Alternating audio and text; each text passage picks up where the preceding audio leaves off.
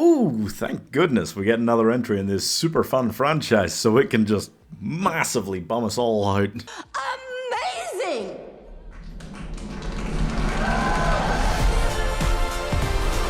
Bridget Jones, it's time to live.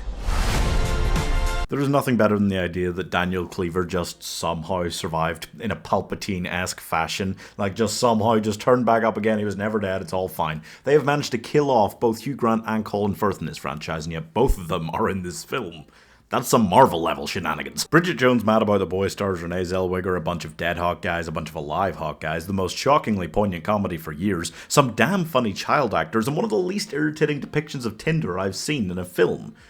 This is a film that simply has no right being anywhere near this good. And, like, who in their right minds would even make a fourth Bridget Jones movie? Never mind, like, make it incredible. You know, when an author decides to just keep sort of making more and more of their most successful book, normally Hollywood stops adapting them at some point, but they went all the way with this, and kudos.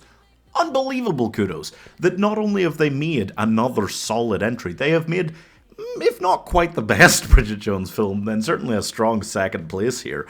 It just, and it's the kind of farewell and finale and poignant, emotional, wonderful ending to a rom-com series that you almost never get, particularly with a rom-com series willing to kill off the main romantic lead. Mark Darcy is dead to begin with, and his two children and Bridget Jones, his widow, have been left behind and are just trying to pick up the pieces and wonder where they go next in their life.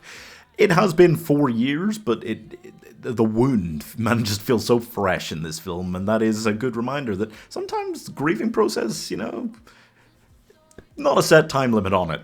And Bridget just wonders what's going to come next. What is she gonna do? Maybe just repeat the first film. That's right, yes. We're in an era where some films are trying to present men as less toxic and more modern. And that means that we don't repeat quite some of the scenes that were particularly grip fighting, the fighting scene from the first film. But mostly this is about her choosing to be with the young, spicy, hot guy, while in the background waits this wonderful guy who seems brash and annoying once you first meet him, but you get to know him and you realize he's just a wonderful dude. Sweet, incredible. I wonder who she'll end up with, that saucy minx. I love these films, but certainly less so than some other people do, and I was never that in love with either of the sequels that came before this, so I didn't have high expectations coming in here. I was vaguely excited for more Bridget in general, but there was no kind of... I didn't think this was going to be as nearly as wonderful as it is. I mean, imagine saying, like, the fourth Bridget Jones is the real emotional masterpiece. Imagine saying that 10 years ago, because you an aneurysm. Hugh Grant returning and just being exactly the same asshole character is so wonderful, but making it funny enough that it's still socially acceptable to have him just be this 60-year-old sleazy white guy in 2025 is just straight and dating women half his age. That's cinema. That takes art form level cinema to pull that off. And Bridget has basically just gone from dating guys 10 years older than her, literally. Looked it up. Hugh Grant and Colin Firth, not just the same age, they were born a day apart, to dating guys 10 years younger than her, or guys my age. Oh my god, he's my age. By the way, that's not a generational thing. Nobody is called Rockster. What is that? This is a film that is still somewhat concerned with being a rom-com, but this film, as with all of these films, and that's the real incredible thing about this, it's always trying to relate to people Bridget or Renee Zellweger's age, and that involves a lot more like poignancy now, a lot more sadness about the losses we've experienced along the way, and I just feel like, especially at this stage, that just shouldn't appeal as much to the wider public.